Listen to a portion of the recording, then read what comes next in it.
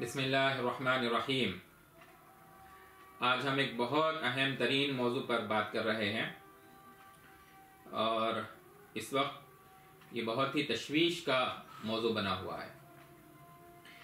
دیکھیے، سماج کو اور معاشرے کو پاکیزہ بنانا اور معاشرے کے اندر حیا کو فروغ دینا اور عفت و عصمت کے فکر کو فروغ دینا، اس کو بڑھاوا دینا، یہ اسلام کی پریورٹیز میں سے ہیں کہ معاشرے کے اندر پاکیزگی پیدا ہو، حیا ہو، عفت اور عصمت کی لوگوں کو جو ہے فکر ہو، نوجوانوں کو ہو، بڑوں کو ہو، مردوں کو ہو، عورتوں کو ہو۔ اسی طریقے سے بے حیائی کو معاشرے سے ختم کرنا، چھچورا پنا، بے حیائی، بے عفتی، بے عصمتی، عریانیت، فحاشی، اس کو ختم کرنا، یہ جو ہے اسلام کی اولین ترجیحات میں سے ہے۔ اور ان سب کے لیے نوجوانوں پر محنت کرنا خاص طور سے کہ وہ حیا کو اپنائیں، عفت و عصمت کو اپنائیں، یہ اسلام کی نہایت اہم ترین تعلیمات میں سے ہے۔ اب دیکھیے، معاشرے کے اندر جو چیزیں بے حیائی کو پھیلاتی ہیں ان کو ختم کرنا بھی بہت اہم ترین ضرورت ہے۔ جب تک وہ ختم نہیں ہوں گی تب تک بے حیائی ختم نہیں ہوں گی کہ بھئی کن ذرائع سے اور کن اسباب سے بے حیائی پھیلتی ہے۔ چونکہ اس وقت پوری دنیا کے اندر شیطان اور اس کے ٹولے کو جو رسوخ حاصل ہو چکا ہے، جو انفلوئنس حاصل ہو چکا ہے، اور ہر طریقے سے بے حیائی کو عام کرنے کے ہر سبب کو جو ہے وہ اختیار کرنے کی آزادی ملی ہوئی ہے، اس لیے بہت بے حیائی پھیل رہی ہے۔ ان پر بند باندھنا، ان کے لیے کوشش کرنا کہ جو ہے اس کو ہم اپنے معاشرے میں کیسے ہم اس سے بچیں، یہ مسلمان کی، اسلام کو پسند کرنے والے کی، اللہ پر، اس کے رسول پر یقین رکھنے والے کی، قرآن پر یقین رکھنے والے کی، آخرت پر یقین رکھنے والے کی ذمہ داری ہے۔ سماج میں جو چیزیں بے حیائی کو پھیلاتی ہیں ان میں اہم ترین کیا ہے؟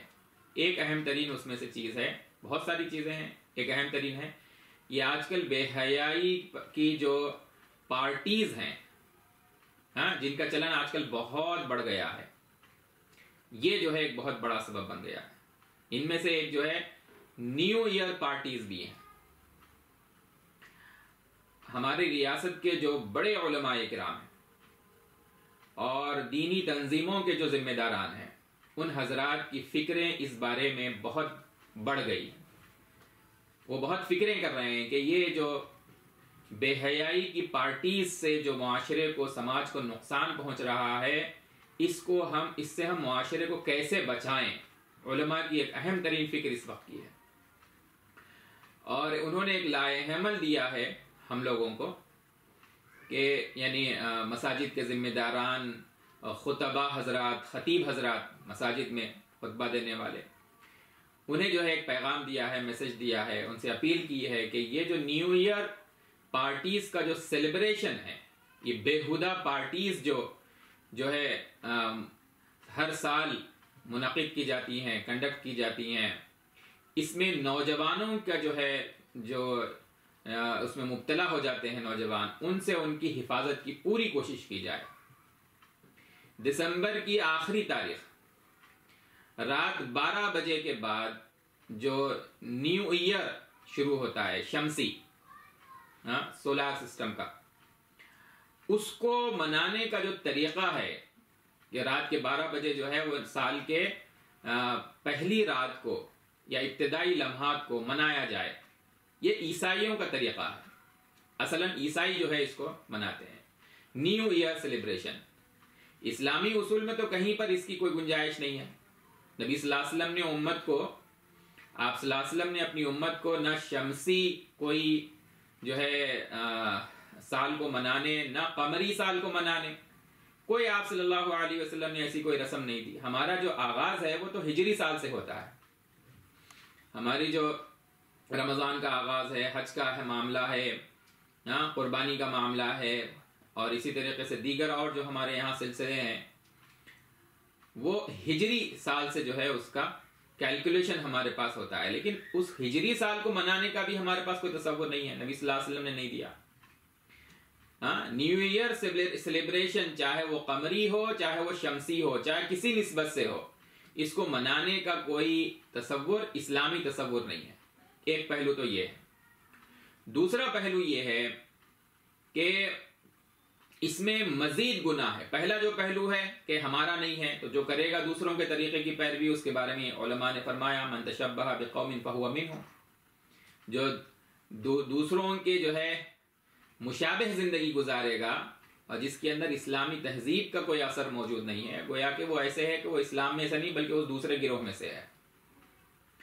اچھا، دوسرا پہلو اس کے اندر یہ ہے کہ یہ جو نیو ایئر پارٹیز منائی جاتی ہیں، سیلیبریٹ کی جاتی ہیں، اس کے اندر یہ غیر اسلامی طرز ہونے کے ساتھ ساتھ اس میں اتنے گناہ شامل ہو گئے ہیں، خاص طور سے پچھلے جو ہے چند ڈیکیڈز میں، دہائیوں میں بتدریج ایک کے بعد ایک گندگیاں جو ہے وہ اس میں شامل ہوتی چلی گئی ہیں ان پارٹیز کے اندر۔ آج نہ صرف عیسائی معاشرہ بلکہ پوری دنیا کا جو آزاد خیال، جو آوارہ طبقہ ہے، وہ نیو ایئر سیلیبریشن کے نام پر جو ہے وہ بے شمار گندگیوں کا شکار ہوتا ہے اس رات میں۔ عورتوں اور مردوں کا جو ہے وہ بے حیائی سے میل جول۔ اب اسلام تو اس کو پسند نہیں کرتا۔ اسلام کہتا ہے بھائی عورت اور مرد دو الگ الگ صنف اللہ نے پیدا کی ہیں، دونوں کو ایک دوسرے کے ساتھ جو ہے وہ شادی کے ذریعے سے ملو، اور جس سے شادی کا تعلق نہیں ہے اس سے دور رہو، اپنے آپ کو بچاؤ۔ کیوں؟ اس لیے کہ اس سے سوسائٹی کے اندر، سماج میں گندگیاں پیدا ہوں گی جس کو انسان پھر کنٹرول نہیں کر سکتا ان گندگیوں کو۔ تو مرد اور عورتوں کا جو یہ میل جول ہے بے حیائی پر مبنی، یہ ان پارٹیز کا جو ہے ایک بڑا فتنہ۔ مال اور پیسے کی بربادی، بدنگاہی میں مبتلا ہونا، یہ پارٹیز میں شرکت کرنے والے سب سے کم ترین اگر کوئی گناہ اگر آپ کہہ سکتے ہیں، اور وہ سب سے کم ترین گناہ کا حال یہ ہے کہ رسول اللہ صلی اللہ علیہ وسلم نے فرمایا النظر سہم من سہام مسموم من ابلیس، بدنگاہی جو ہے وہ شیطان کے زہریلے تیروں میں سے ایک تیر ہے۔ جو شخص بدنگاہی میں مبتلا ہو جاتا ہے اس کے دل میں پھر اللہ کی محبت جو ہے وہ گھر نہیں کرتی۔ تو بدنگاہی میں مبتلا ہونا، ناچ گانا، ان پارٹیز کا جو ہے وہ ایک عام فتنہ ہے، نہایت ہی جو ہے گندا ترین فتنہ، فحش فتنہ، ناچ گانا ان پارٹیز کے اندر، ننگے لباس پہننا، جو ان پارٹیز کے اندر عام طور پہ مرد اور عورتیں شرکت کرتی ہیں، عورتیں جو شرکت کرتی ہیں ان کے لباس اگر کوئی خود پہن کر نہ جائے تب بھی ایسے گندے لوگوں کے ساتھ، ایسے ننگے لوگوں کے ساتھ اس کی جو ہے معیت ہوتی ہے، اس کا ساتھ ہوتا ہے، وہ ان کا ساتھی شمار ہوتا ہے۔ عفت، عصمت، پاکیزگی کی اسلام نے جو ہدایات دی ہیں ان کو ان پارٹیز کے اندر جو ہے اس سیلیبریشن کے اندر، نیو ایئر کے سیلیبریشن کے اندر جو ہے وہ تار کر دیا جاتا ہے اسلام کی ہدایات۔ عادتاً نہیں بلکہ شوقیہ طور پر جو ہے وہ شراب پی رہے ہیں۔ جو عادی شرابی ہو ان کو چھوڑیے، ہمارے نوجوان، بچے، بچیاں، پوری سوسائٹی کے، مسلم بھی نان مسلمز بھی، کوئی ماں باپ اپنے بچوں کے بارے میں پسند نہیں کرتے کہ وہ شراب پئیں، لیکن کالج اور یونیورسٹیز کے یہ بچے ماں باپ کو دھوکہ دے کر ان پارٹیز کے اندر شرکت کرتے ہیں، وہاں شراب پی جا رہی ہے، نوجوان بچیاں، نوجوان لڑکے ان پارٹیز کے نام پر ان گناہوں کے اندر مبتلا ہو رہے ہیں۔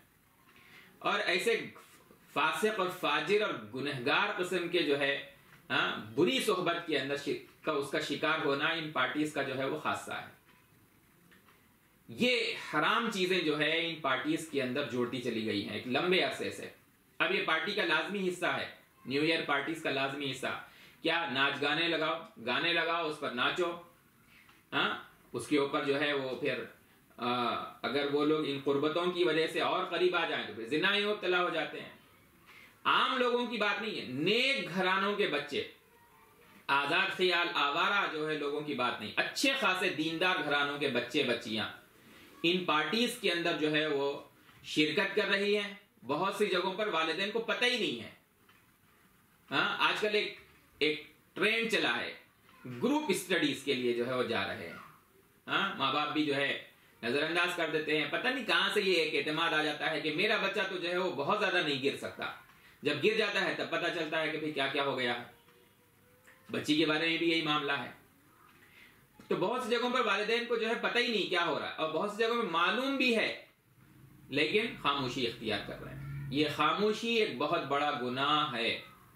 اس وقت علماء کرام اس پر خاص فکر کر رہے ہیں کہ لوگوں کو اس بارے میں خبردار کریں، ان کے اندر اویئرنیس لائیں، ایجوکیٹ کریں انہیں کہ ان کی یہ خاموشی جو ہے ہمارے بچوں کو بے حیائی کے گڑھے میں جو ہے وہ لے جا کر پھینک دے گی. آنے والی جو ہماری نسلیں ہیں وہ بتدریج جو ہے گریجولی آہستہ آہستہ جا کر جو ہے وہ بے حیا بن جائیں گی، اور ان سب کی ہم سے پوچھ ہونے والی ہے.